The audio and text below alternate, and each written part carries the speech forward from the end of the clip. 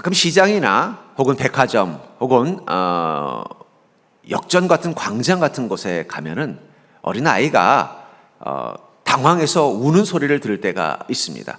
대부분 그럴 때 보면 아이들이 어떤 다친 일이 아니라면은 자기가 관심 있고 좋아하는 것에 집중하다가 문득 자기 옆에 엄마가 없다는 사실을 깨닫고 놀라서 당황하거나 우는 걸 때가 많습니다. 그러다가 그 아이가 두러번거리다가 한쪽 구석에서 물건을 열심히 고르고 있는 엄마를 보고 나면 갑자기 그 아이는 마음의 평안을 얻고 다시 하던 자기가 관심 있는 장난감이나 어떤 일들에 집중하면서 여유를 회복하는 것을 볼 때가 있습니다. 저도 그런 모습을 목격하면서 갑자기 내 마음 가운데 큰 깨달음을 얻은 적이 있어요. 그건 뭐냐면 나는 지금 하나님과 함께 살고 있지라는 사실입니다. 그 아이가 잠시 당황했던 것은 분명히 그 장터에 혹은 그 마트에 혹은 그 광장에 엄마와 같이 왔을 것입니다.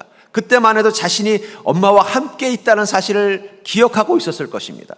그러다 잠시 마음을 다른 데 빼앗겨서 정신을 차려보니까 내가 엄마와 함께 없다라는 생각이 드는 순간 그의 마음에 두려움과 근심과 불안이 왔다가 그 엄마는 내 옆에 여전히 있다는 사실을 깨달았을 때 평안을 얻는 것처럼 우리도 우리 인생의 광장, 우리 인생의 시장, 우리 인생의 그 역전에서 잠시 내가 하나님과 함께 있다는 사실을 잊어버릴 때가 있다는 거예요. 그리고 당황하고 내 인생에 대해서 두려워할 때가 있다는 것입니다. 분명한 것은 지금 우리는 하나님을 만나기 위해서 이곳에 있는 것이 아니라 이미 하나님과 만나서 함께 동행하고 있는 시간이라는 사실을 우린 잊어서는 안 되는 거예요. 제가 그 아이가 당황하는 모습을 보면서 제 마음속에 깨달은 게 나도 내가 당황하는 이유가 저 아이와 다를 바가 없구나.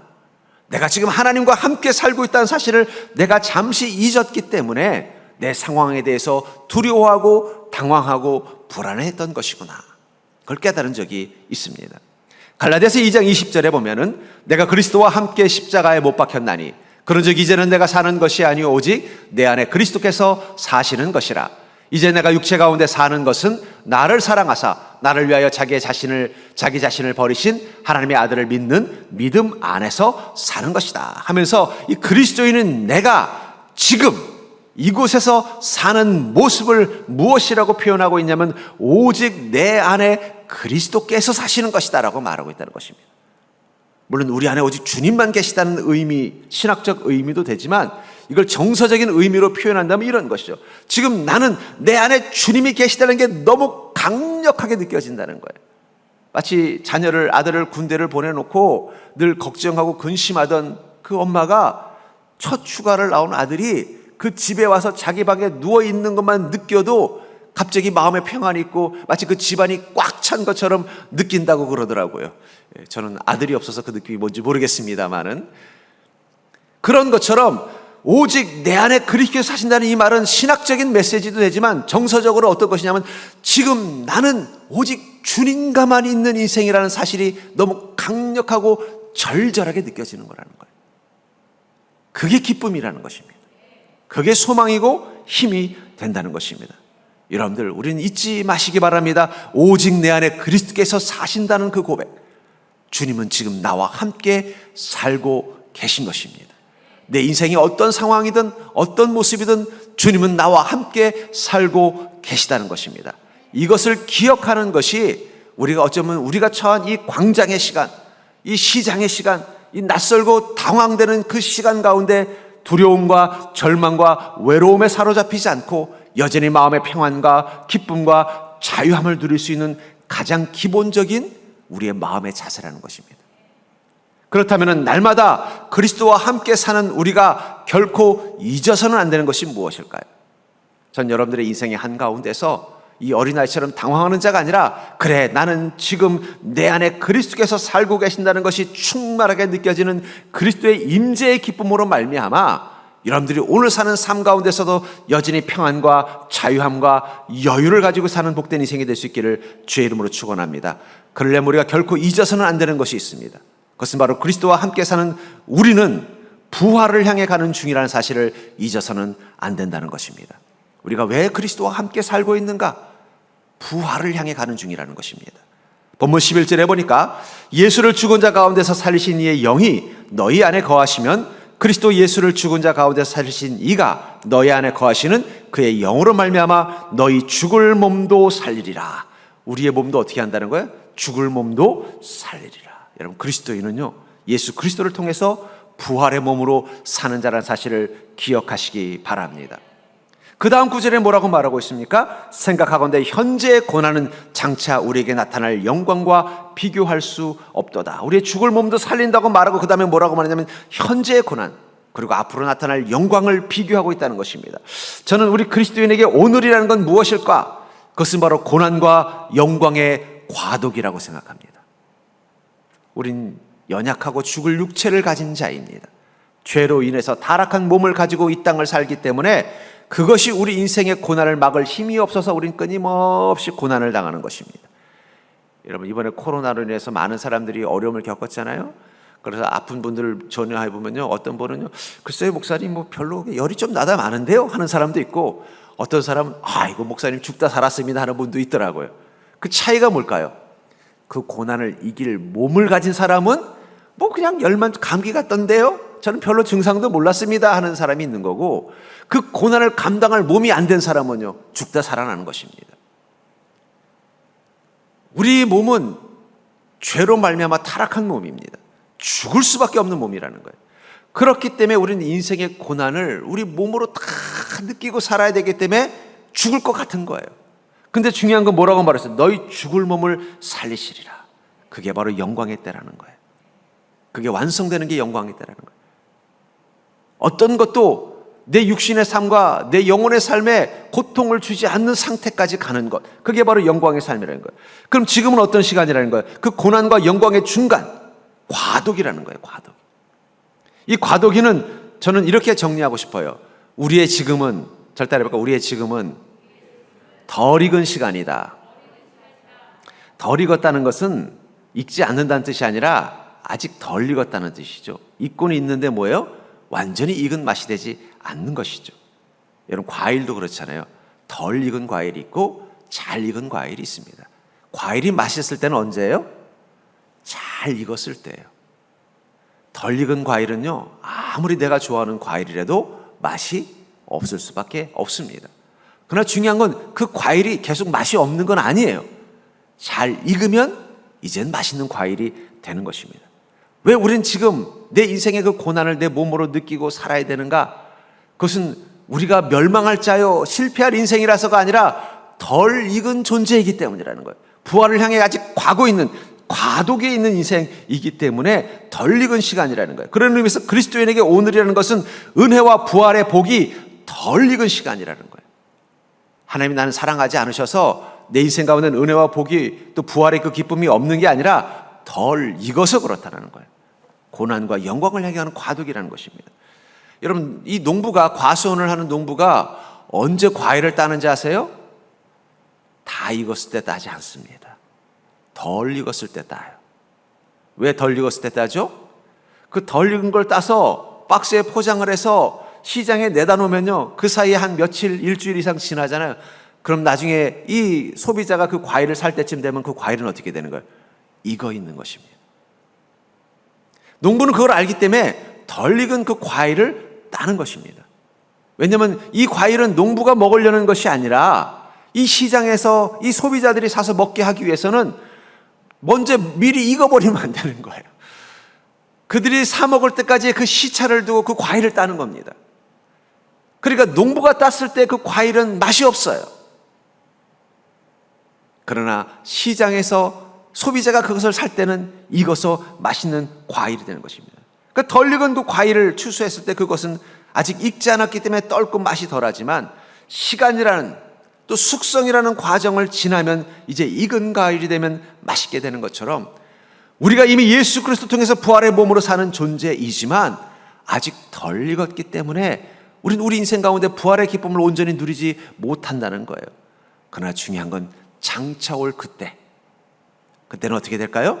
마치 익은 과일처럼 온전히 부활이 완성된 인생처럼 주님이 주시는 기쁨과 은혜가 충만한 삶으로 바뀌게 될 거라는 거예요.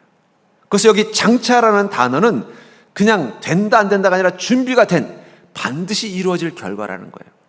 농부가 덜 익은 그 과일을 땄을 때는 어떤 확신이 있기 때문이에요? 이게 일주일 뒤면은, 한 달 뒤면은 이 시장에 나가서 이 소비자들이 살 때쯤에는 반드시 익을 것이라는 확신이 있기 때문에 덜 익은 과일을 따는 것처럼, 우리가 아직 덜 익은 이 부활이 덜 익은 우리 삶 속에서 여전히 인생의 떫은 맛과 고통을 느끼면서도 여전히 우리 안에 소망을 품고 믿음 가운데 주님과 동행하는 것은 반드시 익은 시간이 우리 인생 가운데 기다리고 있다는 것을 알기 때문입니다.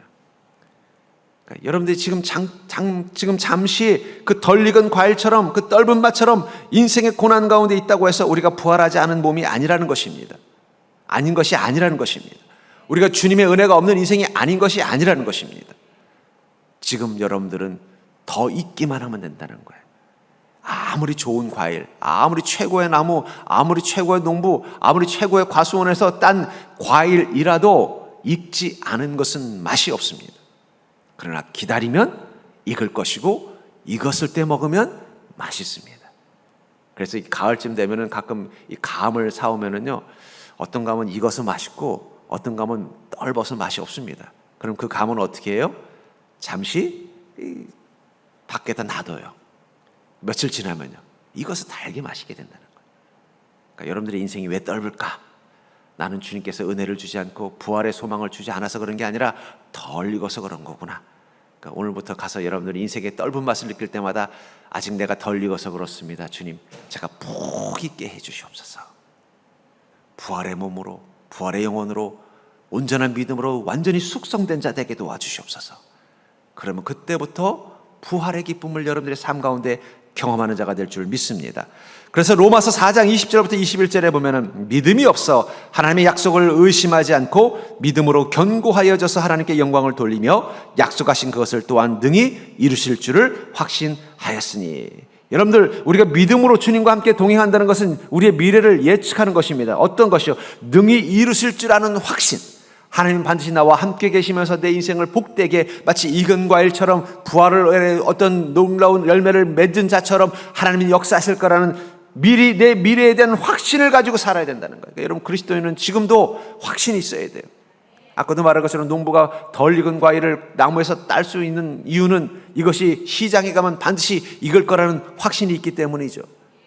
근데 확신이 없이 땄다가 갔더니, 아이고, 과일을 왜 그런 익지도 않고 떫은 걸 보냈어? 그러면은요, 그 다음에 무서워서 못 딸 거예요. 익은 다음에 딸 것입니다. 우리는 확신을 가지고 살아요.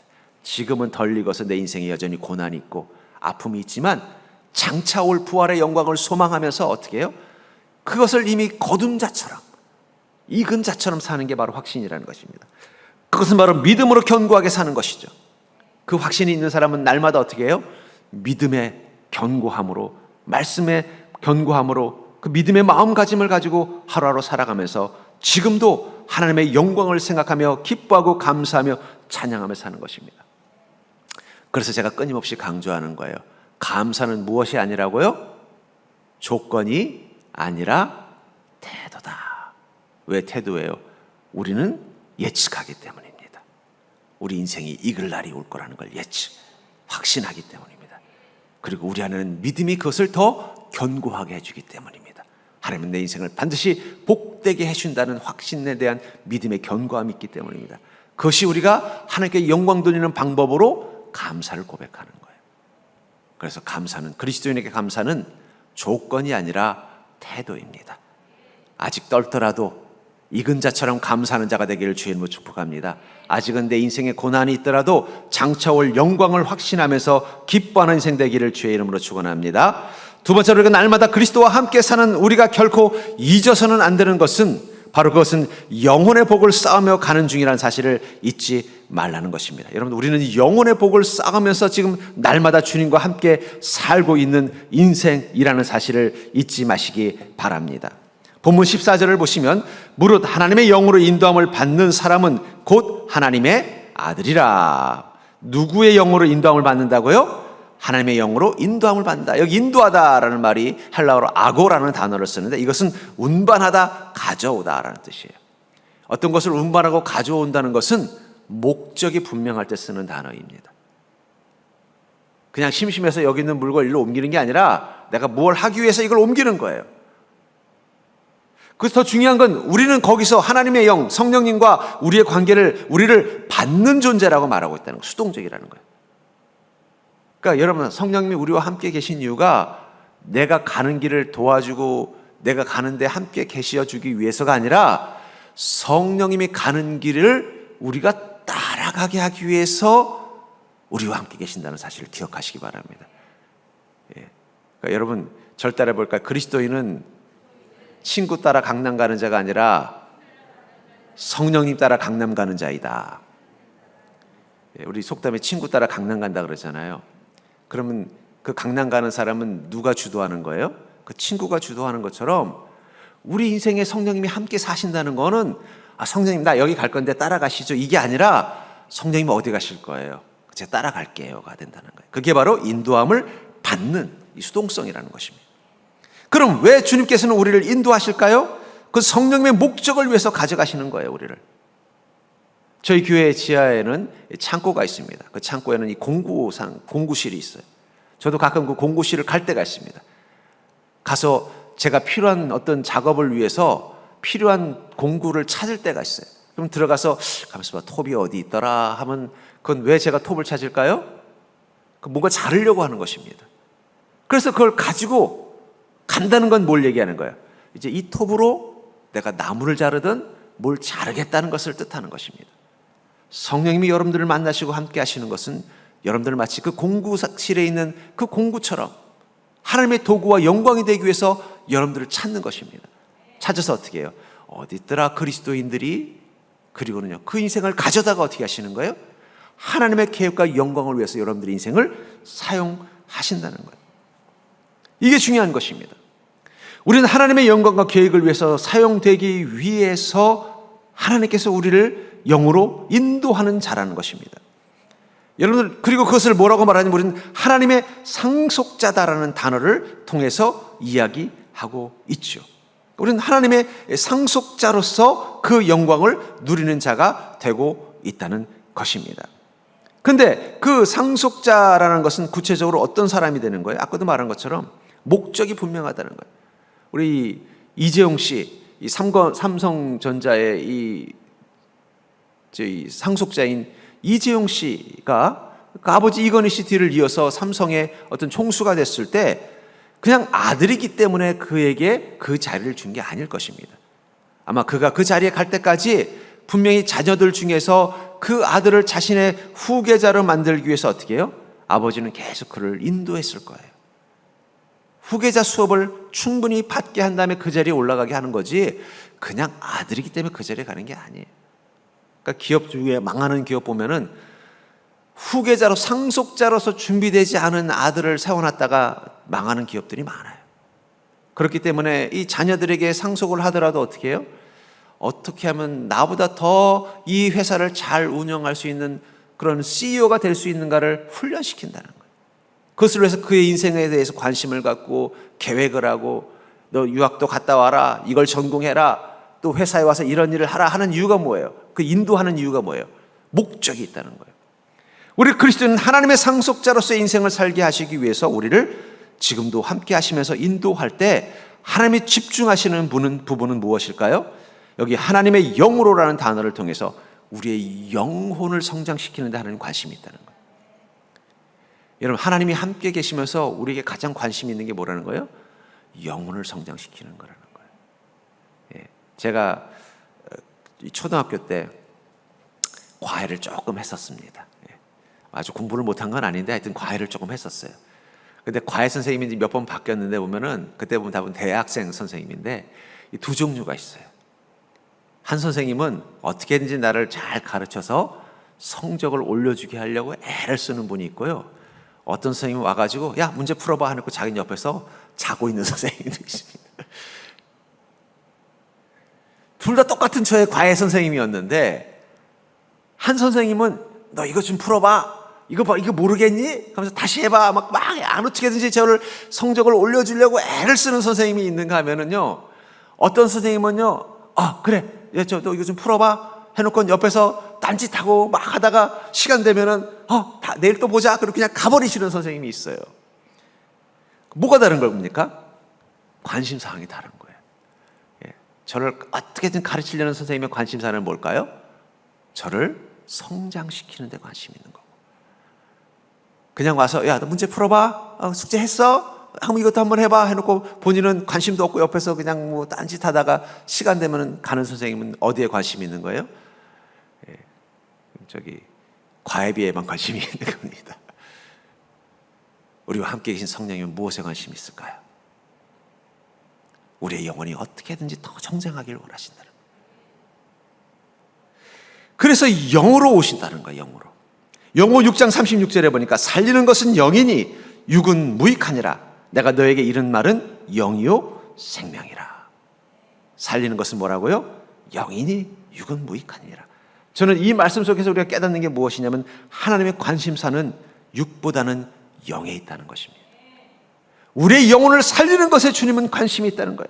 내가 너에게 이른 말은 영이요 생명이라. 주님께서 우리에게 주시는 그 말씀의 포커스는 어디에 있다는 거예요?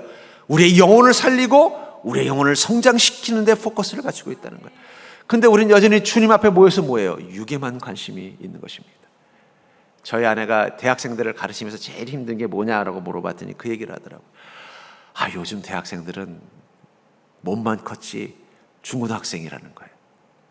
그래서 교수님이 뭔가 진리를 가르쳐주고 지식을 가르쳐주는 거는 관심이 없고 가끔 과자 사주는 거에 더 관심이 있다는 거예요. 무슨 초등학생도 아니고 대학생이 교수님이 과자 안 사준다고 그거 가지고 관심 갖는다는 게 참 기가 막히다라는 이야기를 들으면서 가만히 생각해 보니까 우리도 그런 것 같아요. 우린 우리와 함께 하며 사시는 그 성령님에게 무엇에 관심이 있어요? 성령님은 우리의 영을 살리고 우리의 영을 자라게 하는데 늘 관심이 있어서 그걸 말씀하시고 그걸 위해서 우리를 끊임없이 인도하는데 우리는 여전히 뭐에만 관심이 있어요? 성령님 오늘은 과자 안 사주시나요? 초등학생은 괜찮아요. 그래서 내 믿음이 대학생쯤 된다면 이제는 무엇에 관심을 가져야 돼요? 성령님, 제가 어떻게 하면 내 영혼이 더 성장할 수 있겠습니까? 내가 얼마나 더 존귀한 영혼을 가지고 살 수 있겠습니까? 내가 어떻게 하면 선함과 바름과 진리를 따라 사는 인생을 가진 고귀한 정신이 될 수 있겠습니까? 이걸 성령님한테 물어봐야 되는데 성령님 오늘은 과자 안 주시나요? 우리 옆 사람 보고 한번 인사해볼까요? 당신은 초딩 예수 그리스도인입니까? 대딩 그리스도인입니까? 한번 물어보세요. 여러분들 초딩이라면 그래도 성령님이 이해해 주세요. 그래 너 육에 관심 많은 건 내가 이해한다. 그래 뭐 해줄까? 과자 사줄까? 뭐 병 낫게 해줄까? 뭐 밥 더 줄까? 그래도 내가 믿음 짬밥이 몇 년인데 그래도 내가 대딩은 됩니다 라고 한다면 이제 여러분들이 성령님과 함께하면서 관심 가져야 되는 것은 주님, 내가 어떻게 하면 내 영혼을 더 고귀하게 만들 수 있겠습니까? 내 정신을 어떻게 더 선하고 바르고 진리를 따라서 내 육신을 다스리면서 선한 원칙을 따라 사는 영혼과 정신을 가진 자가 되겠습니까? 이 부분에 관심을 가져야죠. 하나님이 우리와 함께 계시는 목적은 거기 있다는 거예요. 그래서 시편 58편 11절에 보니까 시편 58편 11절에 보면은 이사야서 58편 11절에 보면은 여호와가 너를 항상 인도하여 메마른 곳에서도 내 영혼을 만족하게 하시며 내 뼈를 견고하게 하리니 너는 물된 동산 같겠고 물이 끊어지지 아니하는 샘 같을 것이라. 심지어는 우리 육신의 메마름이 있는 곳에서도 성령님은 무엇에 먼저 관심을 가지고 있어요? 우리 영혼을 만족하게 하는데 먼저 관심을 갖고 있다는 거예요. 근데 여기서 되게 중요한 게 있어요. 아니, 내 육신이 지금 메마른 곳에 있는데 인생의 광야 속에 힘든데 왜 성령님은 영혼에만 관심을 갖습니까? 왜냐하면 우리 육신은 이미 강해졌기 때문입니다. 여러분, 세상 사람들과 그리스도인의 차이가 뭘까요? 우린 다 육신을 가지고 있기 때문에 육신의 고난을 몸으로 받고 느끼며 살고 있지만 우리 육신은 보기보다 강합니다. 우리가 고난이라고 느끼는 건 정신적인 세계라는 거예요. 인생의 고난이라고 느끼는 건 영혼의 고통이라는 거예요. 영혼의 목마름, 영혼의 메마름. 세상 사람들은 여전히 육신적인 거예요. 아이고 돈 떨어져서 어떡하나, 아이고 몸이 아파서 어떡하나, 아이고 이 일이 잘못 꼬여서 어떡하나. 이것을 고통이라고 느끼는데 우리는 돈 떨어진 게 고통이 아니라 돈 떨어졌다고 불안해하는 내 어리석은 영혼 때문에 고통해하는 자라는 거예요. 몸이 아픈 것이 고민되는 게 아니라 이 아픈 몸 가운데서도 주님 앞에 감사를 잃어버리고 원망하고 좌절하는 내 믿음 없음에 고통스러워하는 자들이 그리스도인이라는 거예요. 내 상황이 어렵고 꼬인 것 때문에 고통하는 게 아니라 그 어려움과 꼬임 속에서 내가 믿음의 진리와 답을 찾지 못하고 여전히 방황하고 있는 내 어리석은 무지한 영혼 때문에 고통스러워하는 거예요. 우리가 고통스러워하는 이유가 달라요. 세상 사람들은 그 육신 때문에 고통스러워하지만 우린 우리의 영혼 때문에 메마른 곳에서 고통스러워하는 자들이라는 거예요. 우리 육신은 강합니다. 내 영혼이 기뻐하고 감사하면요, 웬만한 육신의 문제로는요 고통도 안 느껴요. 그게 감사라는 거예요. 남들이 보기엔 아이고 당신 요즘 너무 힘들겠어, 그거 어떻게 살아, 그러는데 어떻게 내가 보기엔 죽을 것 같은데 표정은 하나도 안 죽을 것 같네. 그러면 나는 그래도 기뻐, 감사해. 왜 그렇습니까? 내 영혼이 고통을 안 느끼는 거예요. 내 안에 믿음이, 나와 함께 사시는 주님이 내 영혼을 견고하게 지켜주시니까, 메마른 곳에서도 내 영혼을 만족하게 해주시니까 고통이 없고 기뻐하는 거예요. 육신은 문제는 해결되지 않았음에도 불구하고 우리의 육신은 강합니다. 우리 옆 사람 보고 인사해보고, 당신의 몸은 강합니다. 우리는 세상 사람들하고 우리가 고통스러운 이유가 달라요. 세상 사람들은 돈 떨어져서 괴로워하는 거고, 육신에 문제들이 생겨서 괴로워하는 거지만, 우리는 그것 때문에 괴로워하는 게 아니라 돈 떨어졌을 때 내 믿음의 연약함 때문에 괴로워하는 것이고, 내 육신의 문제 앞에서 내가 믿음으로 당대하지 못한 것 때문에 괴로워하는 자들이라는 거예요. 괴로워하는 레벨이 다르다는 걸 기억하십시오. 그렇기 때문에 여러분들, 우리가 정말 주님과 함께 동행하면서 더욱더 집중적으로 트레이닝해야 될 것은 무엇일까요? 제가 전에 좀 건강을 위해서 헬스장을 다녀봤는데 참 재미있는 현상을 봤어요. 왜냐하면 사람들이 이 운동을 하는데 보면 이상하게 운동을 해요. 어떤 사람은 막 상체가 막 이렇게 그냥 멋지게 발달했는데 다리가 빈약해요. 그러면 어디 운동을 집중적으로 해야 돼요? 하체 운동을 해야 돼. 이분은 맨날 역기만 들고 있어. 자기의 그 다부진 몸에만 취해 있고 그 부실한 하체를 관심을 안 갖고 있더라는 거예요. 또 반대로 상체는 왜소한데 다리 나름대로 튼튼하면은 뭘 해야 되겠어요? 역기를 들어야 돼. 여전히 러닝머신만 뛰고 있는 거예요. 그 사람들이 참 바보 같아. 자기 약한 걸 강화시켜야 되는데 강한 것에만 관심이 있다는 거예요. 여러분, 우리의 육신은 이미 강하다면 우리는 어디를 트레이닝해야 되겠어요? 우리 영혼을 트레이닝해야 돼요. 여러분, 세상 사람들이 지금 왜 이렇게 힘들까요? 몸이 약해서? 아니에요. 영혼이 너무 허약해져서 그래요. 그걸 알기 때문에 하나님께서는 우리와 함께 계시면서 어떻게 해요? 우리의 영혼을 더 강건하게 만들어주는 거예요. 그 영혼의 복을 쌓아가는 것입니다. 전 여러분들이 육신의 삶이 메말라 있을수록 더욱더 여러분들의 영혼을 강건하게 하는 믿음 되기를 주의 이름으로 축복합니다. 지금 우리가 고민하는 건 우리 육신이 이러다 망하는 거 아니야, 못 사는 거 아니야, 잘못되는 거 아니야, 아니라 이 속에서 내가 믿음 잃어버리는 거 아니야, 이러다가 이 속에서 내가 그 주님이 주시는 그 고귀한 마음과 정신을 잃어버리는 것은 아니야, 주님이 주시는 그 사명을 잃어버리는 것은 아니야. 이걸 고민해야 된다는 거예요. 그게 진짜 믿음으로 강한 자라는 거예요.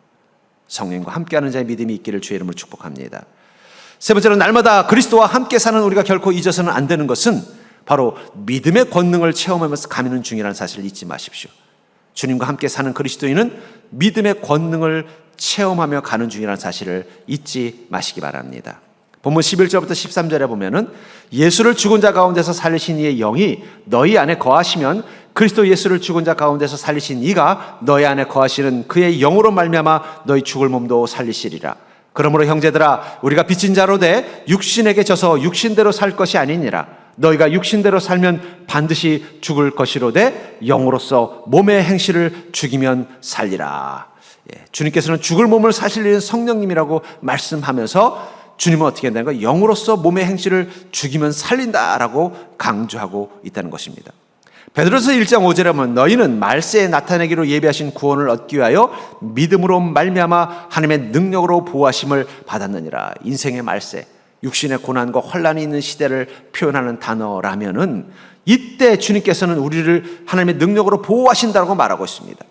그러니까 여러분들, 우리 그리스도인은요, 말세의 때일수록 누구의 능력으로 보호함을 받는 자라는 사실을 기억하시기 바랍니다. 하나님의 능력으로. 세상이 메마를수록, 세상이 험악할수록, 말세의 징조가 가득한 시대일수록 우리 그리스도인은 하나님의 능력으로 보호하심을 받는 자라는 사실을 기억하시기 바랍니다. 그래서 주님과 함께 사는 거예요. 근데 그 보호하심을 받기 위해서는 무엇이 필요하다고 말하고 있어요? 믿음으로 말미암아. 우리는 믿음만 준비하면 되는 거예요. 결국은 세상이 말세일 때 우리를 지키는 능력은 무엇이라는 것입니까? 바로 믿음입니다. 예수 그리스도와 그분의 말씀과 그분의 이름을 믿는 믿음. 그것이 이 말세 때 우리를 지켜주는 하나님의 능력이 된다는 것입니다. 그래서 13절에 영으로서 몸의 행실을 죽이면 살리리니. 그럼 그 믿음으로 산다는 게 구체적으로 무엇이냐? 그것을 오늘 본문은 아주 쉽게 표현하는 게 뭐냐면 너의 영으로서 몸의 행실을 죽이라. 이게 믿음으로 사는 거예요. 영이 몸을 지배하는 것입니다. 전에 어떤 그 예능 프로그램에서 한 그 모델 출신의 이 방송인이 그런 말을 한 게 회자가 됐더라고요. 뭐냐면 정신이 육신을 지배한다. 제가 그 문장을 가만히 생각해 보면서 야, 세상 사람들도 정말 중요한 진리를 깨닫는 사람들이 있구나. 그래서 그런 사람들이 성공하는구나. 정신이 육신을 지배하는 사람이 자기 육신의 욕망과 본능을 자신의 정신으로 통제할 수 있는 사람이 성공하는 거예요. 근데 우린 정신에 뛰어넘어서 어디예요? 영이 우리의 몸을 지배할 수 있는 자가 되는 거예요. 그게 믿음입니다.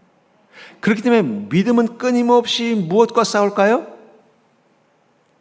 육신의 본능과 싸우는 게 믿음이라는 거예요. 그럼 육신의 본능은 뭐예요?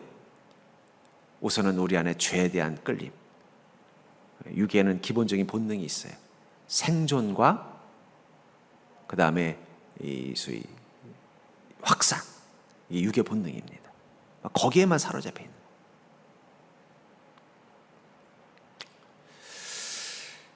그런데 우리가 믿음으로 산다는 것은, 세상 속 영적인 삶을 산다는 것은 바로 믿음으로 우리 육의 본능과 죄를 통제하면서 사는 게 바로 믿음으로 사는 거예요. 그러니까 우린 육과 영이 늘 날마다 서로 어떤 경쟁적 관계라는 사실을 기억하고 살아야 돼요. 거기서 누가 갑이 되고 누가 을이냐가 되느냐에 따라서 그들의 삶이 다른 거예요. 육이 지배하는 사람들은 어떻게 돼요? 육이 갑이 돼서 자신의 영과 혼을 지배하는 사람들은요, 본능을 따라서 하니까 어떻게 돼요? 탐욕스러워지고 쾌락만 탐하고 때로는 자신의 어떤 육체적인 만족을 위해서 다른 사람들에게 악한 행들을 서슴지 않고 행하는 사람들. 그건 육이 영혼을 지배하는 인생이에요.